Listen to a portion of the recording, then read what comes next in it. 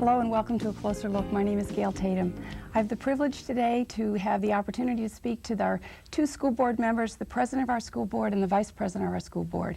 Donna, I'm glad to have you here. Thank you for joining me. Thank you for the invitation. Okay, and Don, you too. We finally, three of us have a chance to talk. That's great. Don, I want to talk with you first. The first thing I want to do with both of you is have a chance to get to know you a little bit as people, which we don't have a chance to do. You're very public, and we see you at board meetings, and we see you working hard and doing the work of the district, but we don't really get to know you as people.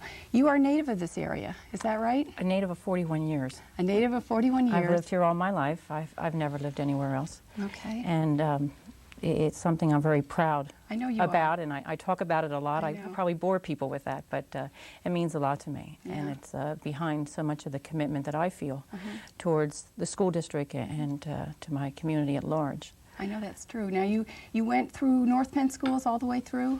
Did you at some point have a different venue? Or? At an earlier life, I went to Rockledge Elementary. Okay. And it was right. a small town where my grandfather was chief of police.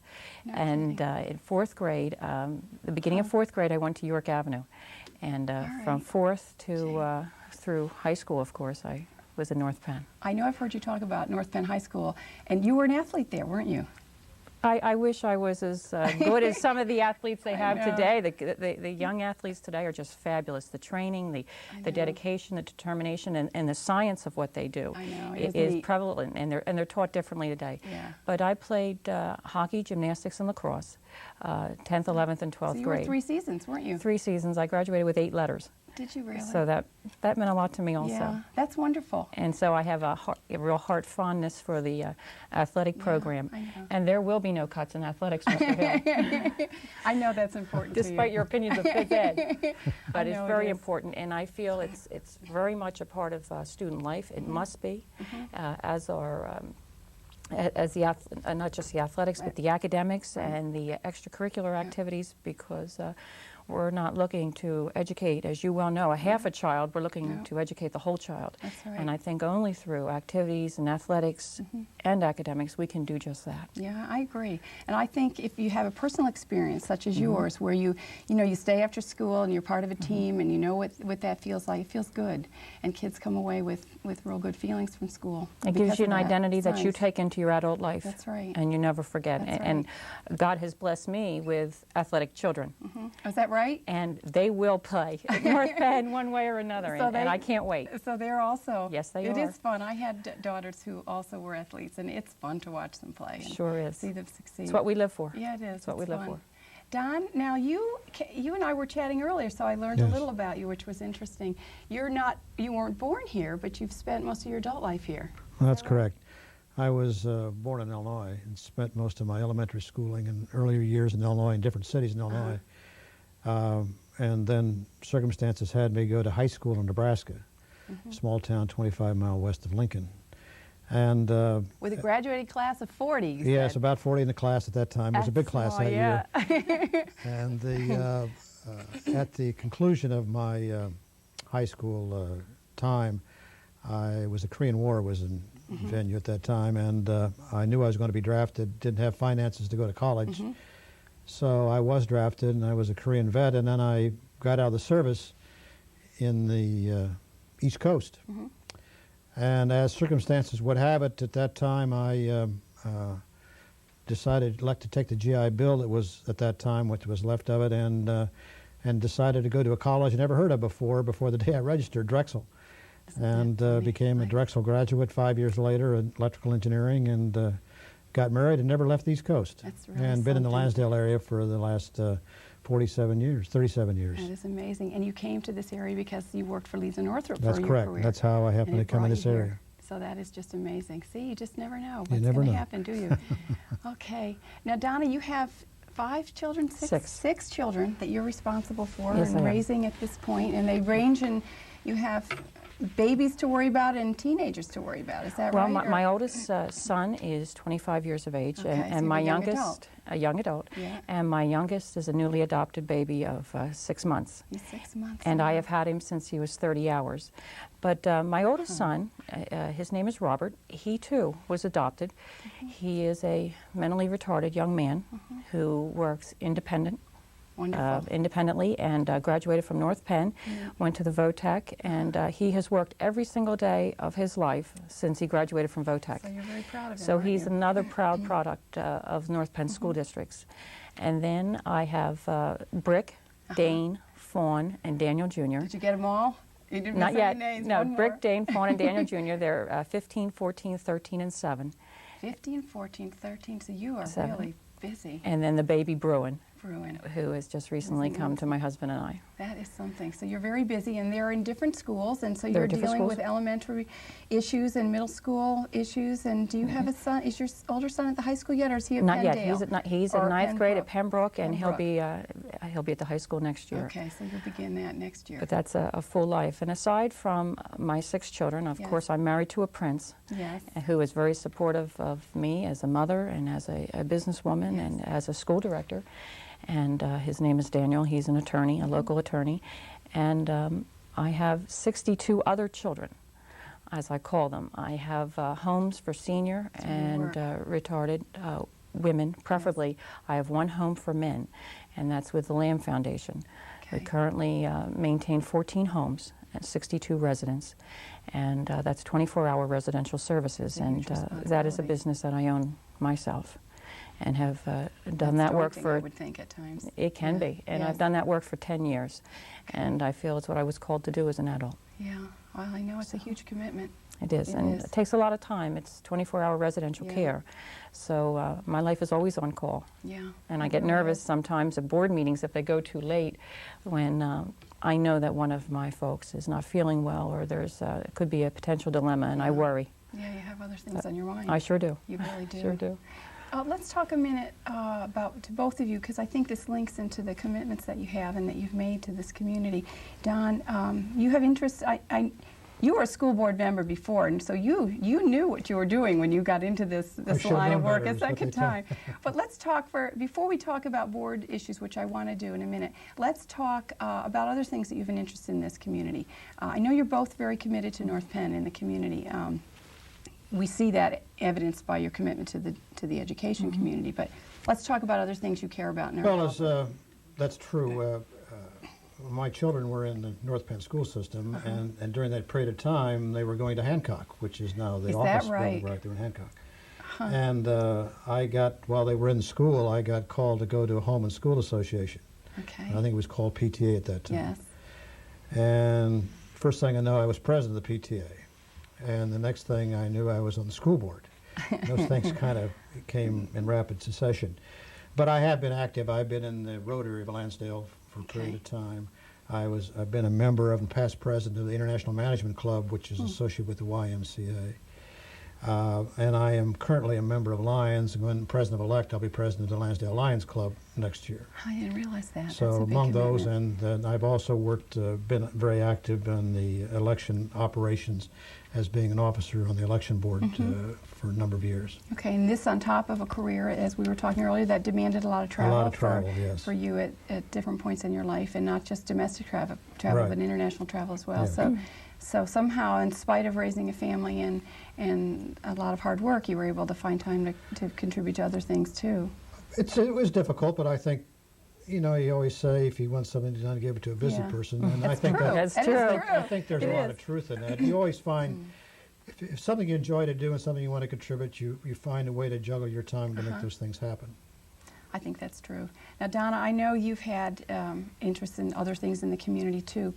Are there other things along the way? I don't know how you could juggle another thing at this time, but I don't know what other interests you've had Well, along in the way, recent years or even in the my last- interests had to be eliminated because the school board's time has been so recently it would demanding. have to be.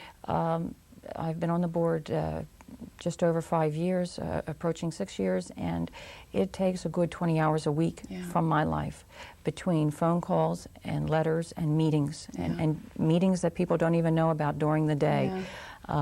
And just the numerous contacts by phone by not just North Penn staff, but also concerned parents. And I do my best to field every single one of my personal phone calls, as I'm sure Mr. Hill does. I think it's real important. I really want to make sure that people hear this, because I don't think, it's real easy for people to see the school board meetings, and even though they go long, and they are in themselves sometimes tiring and long, and they shoot an evening. That's just the tip of the iceberg in terms of the time commitment. So what you're saying, correct, I think is very, very, so you estimate for yourself about 20 hours a week. It's at least 20 hours. Is committed to school board business of some form. I'll be on the phone as late as 11, 12 o'clock at night. Yeah, I believe that the president, perhaps you can confirm this or not, but when you are an officer, that work escalates beyond being a member. Or board members have a considerable task. I'm not trying to minimize that, but as officers you bear a huge responsibility.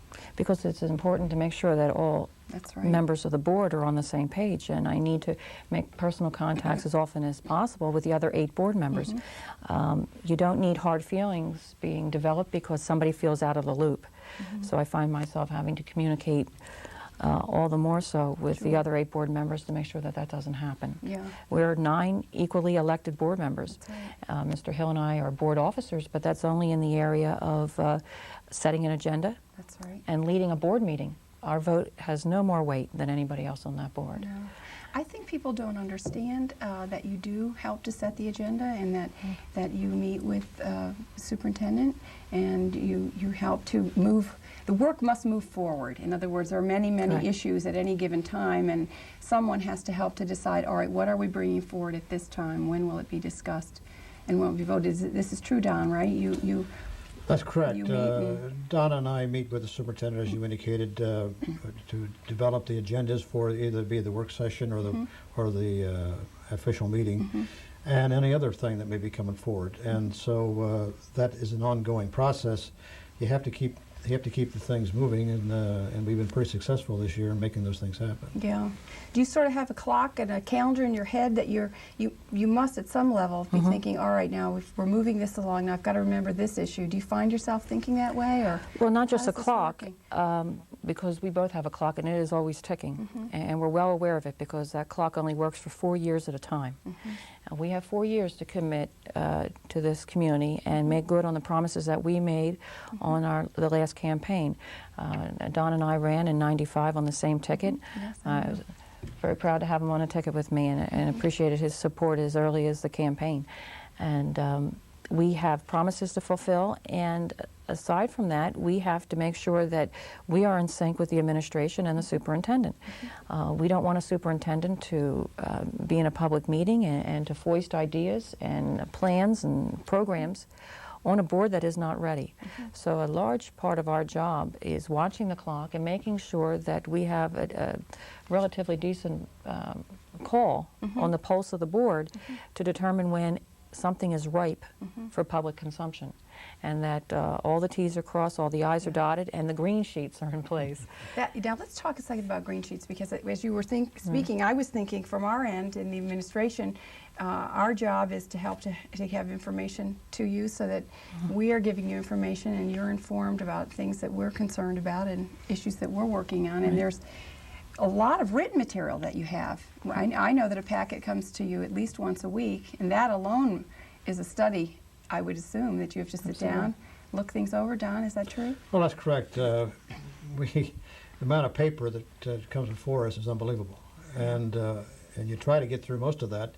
And some you can't read it all, but you get to most of it. And the green sheets you referred to are those important topics that are going to be on the next agenda or coming up shortly, and that gives kind of a snapshot review of that subject and where we stand in that from the administration's viewpoint as they bring these points forward. And those are given to all the board members to review so they can be prepared. Right. I assume, since both of you are people who come to the board table prepared, that is a quality that you feel is critical to being effective in your work. Well, it's an absolute requirement because this board, probably more than any other board in the past, has now entered a new age, and that age is television. Televised school board meetings has placed pressure on our board that some nights seems unbearable. And the last thing that any of us need on television is to be caught unprepared. So I believe every single one of our board members, I know Don and I, read the information that we're given, because we don't want to be caught short with no answer or to appear unknowing to a public that places its trust in us. So I know that I read every conceivable piece of information that is sent to me because of that fear of not being on You top. want to be prepared. And, Correct. And they're big issues.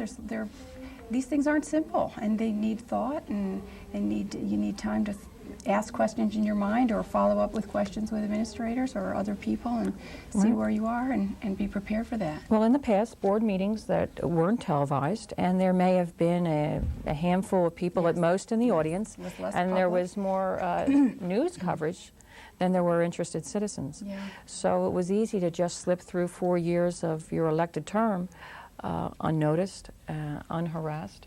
But now you're right there. You're right there on Channel 16, and you have to be accountable. Yeah, you run a good meeting. I've heard other people say that. It's an efficient meeting, and it's well run, and it's not an easy task to run a good meeting because there's a lot going on, and people want to have a chance to speak and want their time, and you do a good job of that. Well, people have never been more interested than they are now, Yeah. and they come with not just interest, they come with passion Yes, on they do. all sides of the issues. And on our worst day, I feel the least that this board can do, and myself as president, is to extend courtesy. Yeah, which you do. None of us have to agree, but everybody has to have a chance to talk, Yeah. and they have to be treated as kindly as possible. Yeah. And to good. be able to control those emotions without disruption. That's hard. It's an art. There's nights I think I'm going to have to call 911, but so far so good. So far, so good. Right. All right, we're going to take a break. We'll be right Sure. back. Don't go away. We'll be right back. With me are Donna Mengel and Don Hill, the North Penn School Board members. Don't go away.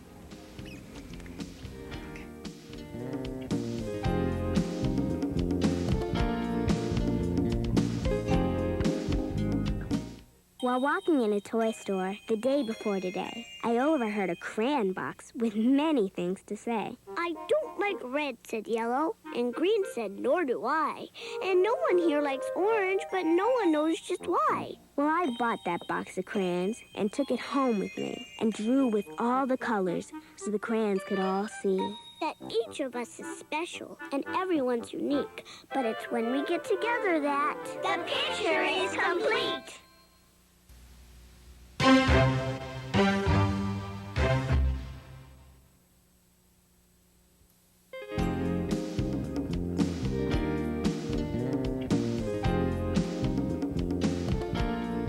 Welcome back. I'm Gail Tatum. With me are Don Hill and Donna Mengel from the North Penn School Board. We've been having an interesting conversation. We have a few more things we want to discuss with you now.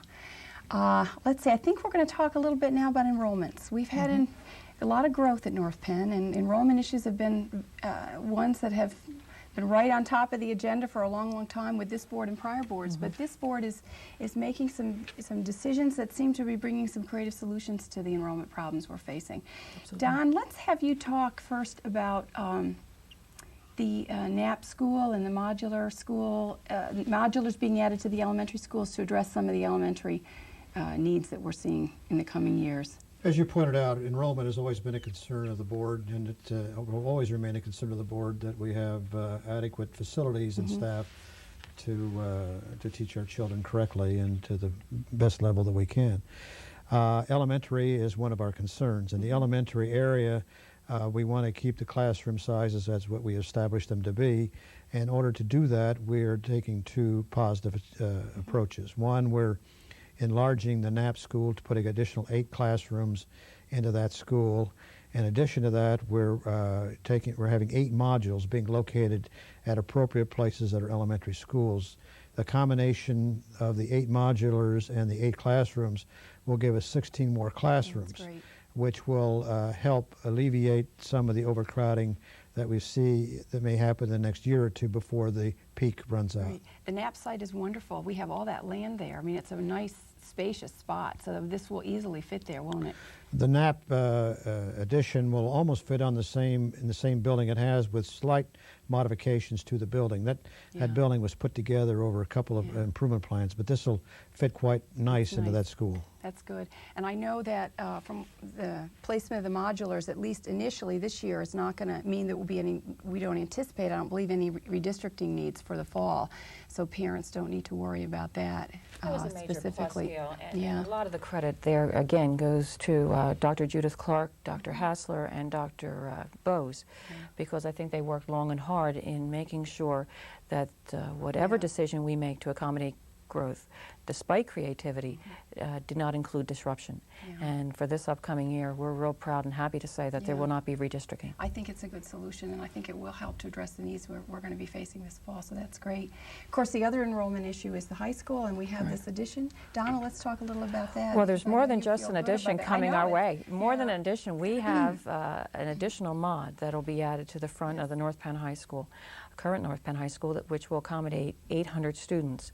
I've learned that a majority of that building will be wired and grounded for math and science. Yes. We're looking to place a majority of our new upcoming technological purchases in that wing. And we also have an addition of growth to the back of us at the North Monco VOTEC. Yes. The VOTEC, with its expansion plan, will be able to accommodate close to 400 to 500 more students. North Penn already sends the lion's share of students there, Yes, which only allows for that many more of our children to attend there if they wish.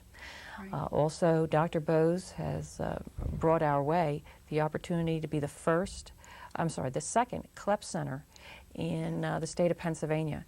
And that allows for extremely aggressive, bright, determined children to take courses that could potentially graduate them a half a year earlier from North Penn.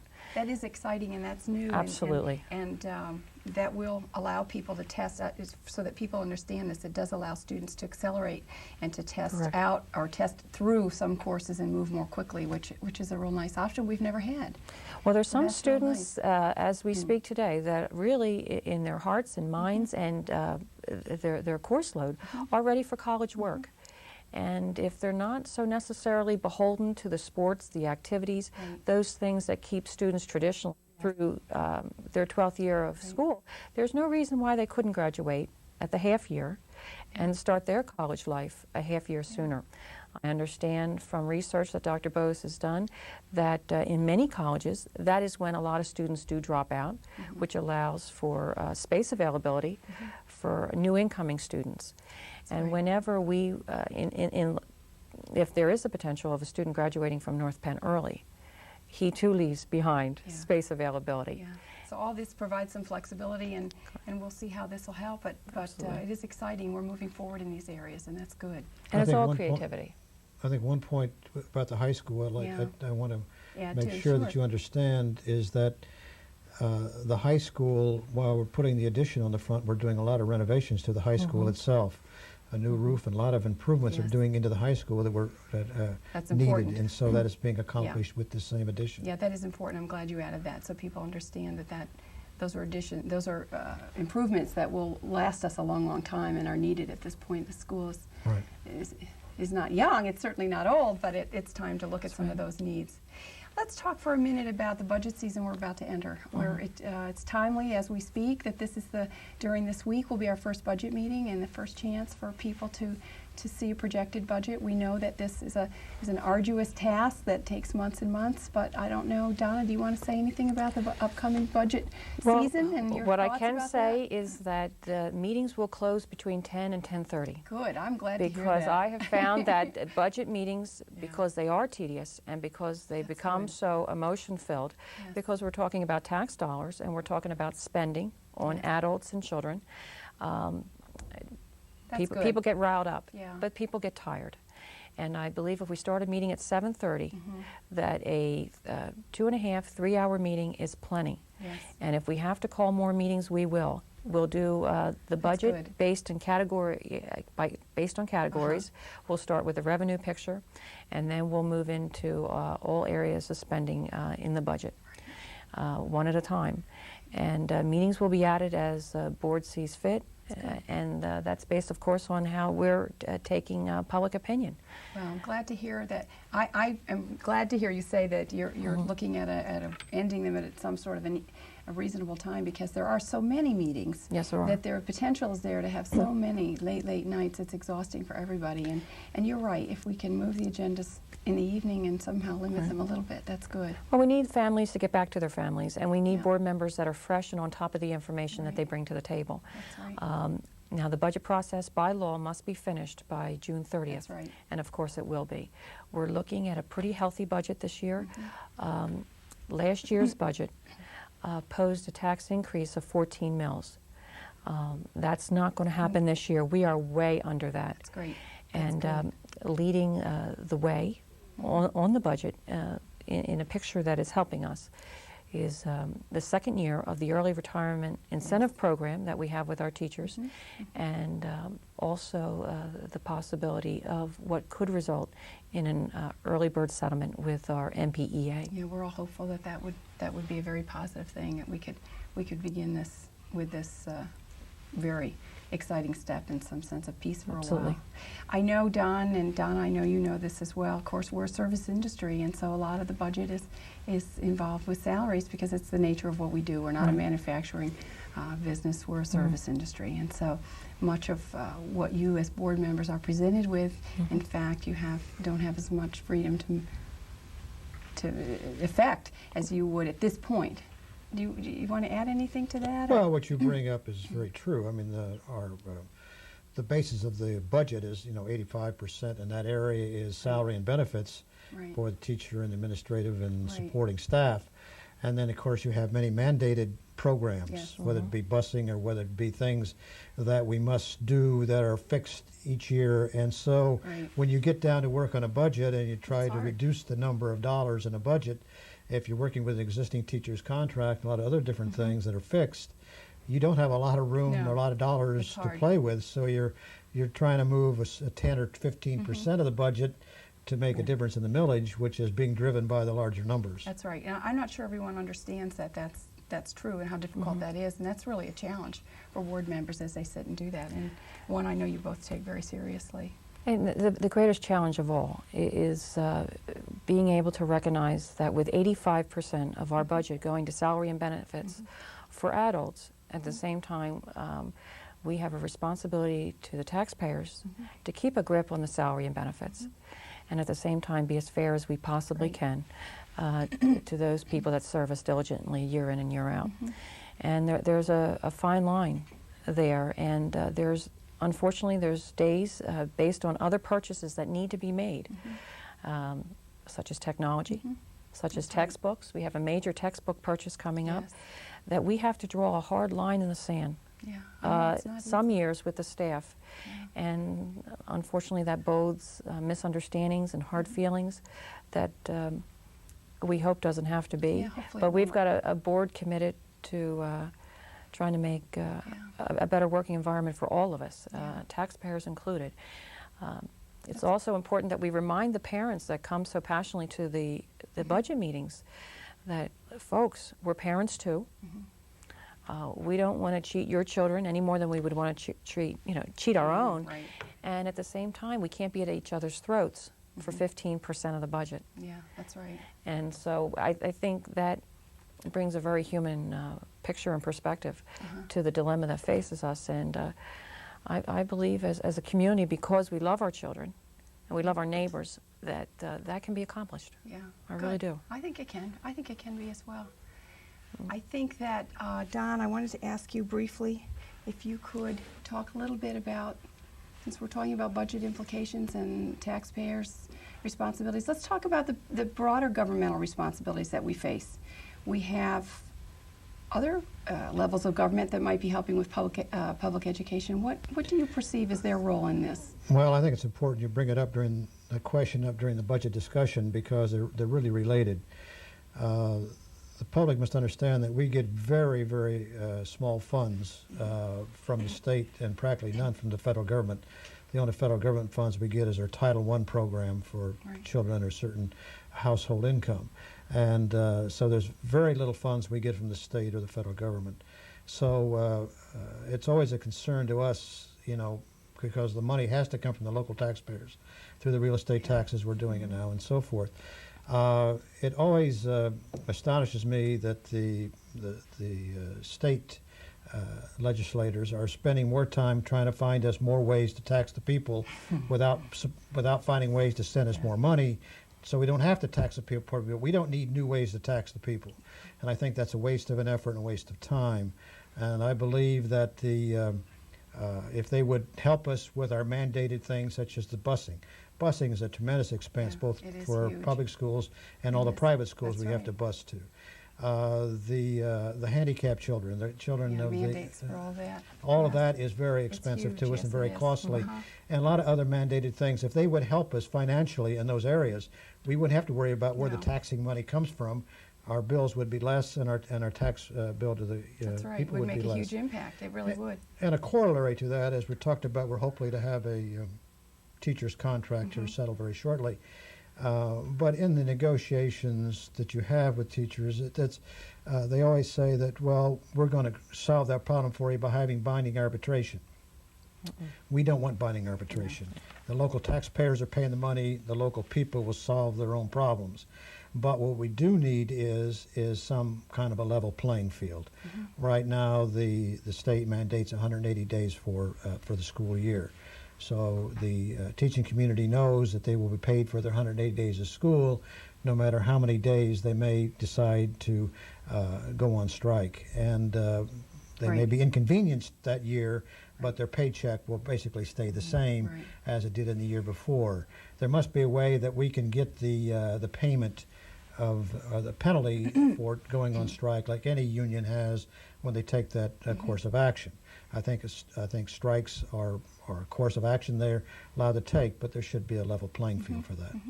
Well, you raise some issues that are critical, and ones that I would hope people who are watching this would understand that anybody should share those concerns and see that you are limited in what you can do, and that there needs to be pressure put at different levels so that we can affect change and perhaps help with our own budgetary issues that way. We're going to take one more break and we'll be right back. Don't go away. My name is Gail Tatum. Don't go away. We'll be right back.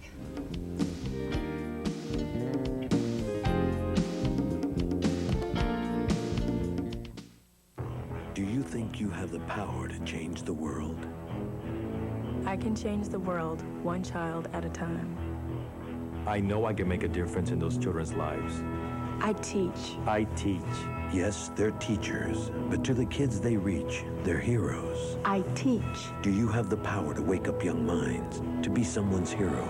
Teach, to make an impact on our future. Call 1-800-45-TEACH. Be a teacher. Be a hero.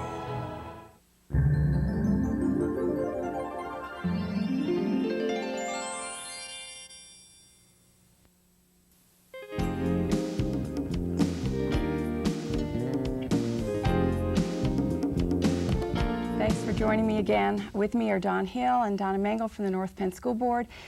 We've been talking about lots of issues that are affecting this community. I hope you've been listening. We have a few more things we'd like to talk about. I think we've covered a lot of topics. I feel real good that we've come a long way, but there's a couple things I wanted to sort of get a sense of closure with. You two have been working hard for about a year and a half on some issues that you really care about. Let's take a second and look back on some of your accomplishments and some of the things that you're proud of. Donna, you want to lead the way on that? Certainly. I'm very proud of the work the board has done to date, and we've been in the newly elected board of 5 members from 95 have been in office about 15 months. And during that period of time, we though it causes a stir and it upsets people, the fact is we ran on a specific agenda. And one of those items was to stop the second high school. And in the first meeting of our first official action, we did just that. So in the 15 months, we have stopped the second high school. We approved an $18 million addition to accommodate the secondary growth at the high school. We have sold Keenest Road back to its original owner, David Cutler. We have taken the positions of solicitor, finance managers, bond counsel, members to a bid process. In the past, somehow people were selected and approved by boards. We now have a bid process for these jobs. We return the honors curriculum back to the middle schools where it was removed.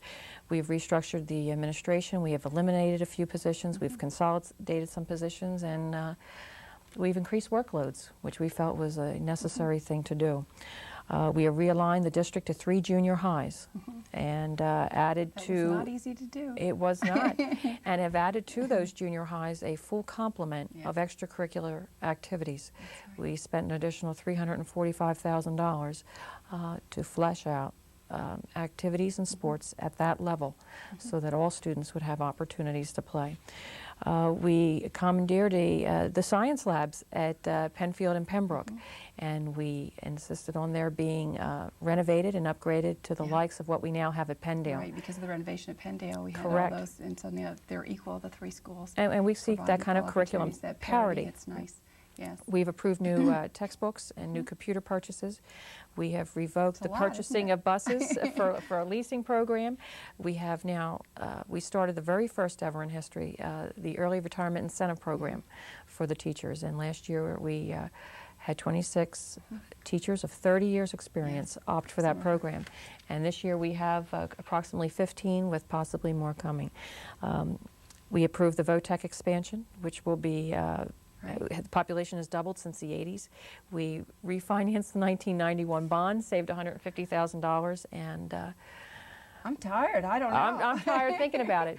But It's a and lot. right now, as we speak, we wait hopefully and quietly on the possibility of a tentative agreement with be a our wonderful teachers' thing. union, which will allow labor peace in this community till 2001 That would be a wonderful thing. I would wish that for all of us. at an affordable price for all. Yes, that's right. That's right. That was important. Well, that's quite an accomplishment. Don, if you look ahead, what do you wish for the North Penn School District? What do you wish for this board? Well, I think just to backtrack a little bit on what Donna said and all those things we have accomplished, and I think a lot of that thanks have to be given to Tom Clemens, who was our president last year, and Donna this year. As you pointed out earlier in our discussion, there's a lot of work going, and a lot of that work is just getting 8 board members to talk to each other, That's 9 board right. members to Sure. talk to each other. And We that all can't run be different paths underestimated. during the day, That's and to right. bring those 9 different people together for dialogue at times is a horrendous task. And she's done a great job of that, and that's why we've been able to accomplish so much we have over this past time she's been as president, and while Tom was in as president. I'm looking forward, as we look to the future, I'm looking to complete those tasks that we've started, getting the high school completed, getting the NAP school completed, getting our enrollment in line, and watching that enrollment and keeping going forward. We have the big magic word in front of us, technology. We have to resolve that's a big one. how technology is going to be used within North Penn School. Yes. So it's the teacher is still the primary person there, but certainly. the extra tool, and remember, technology is just another tool That's right. that we add to the classrooms that the students get benefit of. But we got to keep the teacher in that role part and Certainly. make that as part of it. And as I see moving into the 21st century, one of the big problems I see that we haven't really faced yet, we face it every day, but I think the burden is going to become more acute, is the social problems that are being brought into our schools from the community. We reflect the social problems Yes, we do. of the community more than anybody else, and unfortunately they get dumped onto the school to handle without the funding to support it. And I think that's going to be the next big bridge we have to cross, as Clinton would say. It will bring us many challenges, it's true, as as our children come to us with many concerns and problems. The teachers face and deal with those on a daily basis. So that is a real concern. Thank you, that's interesting. Unlike Donna? ever before, Gail, this school district has provided areas of accommodations to students above and beyond the school books. Some people challenge us that it is not necessary, that there should be simply a meat and potatoes offering provided to the students of our district. And we have a board that weighs those opinions against being knowledgeable of the needs that children about to face this next century are facing. Because we have a full complement of counselors that are schooled and prepared to deal with students of today, and because of all the offerings that we provide in student activities and sports, there is an opportunity to integrate students that are having problems at home into a viable, positive program. I think back to my own childhood, and if I could have lived here, I would. Yeah. Because this school was always available to me. There was always a kind word. There was always encouragement. Yes. There was always something to do. Yeah. And for students that keep themselves busy in all the activities provided to them and keep their nose to their school books, they can get through those social problems Yeah. if they could just apply themselves to what we do offer, Yeah. and to seek out their counselors and to seek out their teachers. Yeah, we have so many fine counselors and teachers here who are ready to help That's kids. correct. That's why they're here. That's why they do what they do, because they care about these things. That's correct. Well, I feel like we've covered lots of things. Is there anything either of you would like to say before we close? Because I think we're about ready. Donna, do you have something I you'd like do. to? I guess I just want to say that there are so many details Yes, to the there North are. Penn School District that we cannot cover in a half-hour That's right. session like this. And that for those that are viewing today, I'm hoping that at any time they feel free to pick up the phone and call me in my home, call me at the district, send me a letter Okay. to find out about those details if they're so inclined. Okay. That this is a board that is open to them. We don't have to agree, but we do have to listen, and we do have to answer questions to the best of our ability. And this board is prepared to do just that, and this president is also. I know you are committed to that. I know you Yes. all are committed to being accessible to people, and that's a very honorable thing because it's very time consuming and it takes a piece of your personal life above and Sure. beyond, I think, what people understand. So thank you both. Thank you for coming. Thank I you. enjoyed having a chance to talk with you. Don, thanks for coming. Thank you. We'll see you if maybe we'll do this again, have another update at some point and talk about where we're moving. Okay? Sounds good. Great. My name is Gail Tatum. This has been A Closer Look. I've really enjoyed having time with Don Hill and Donna Mengel, members of the North Penn School Board. We'll see you next time. Thanks for joining me.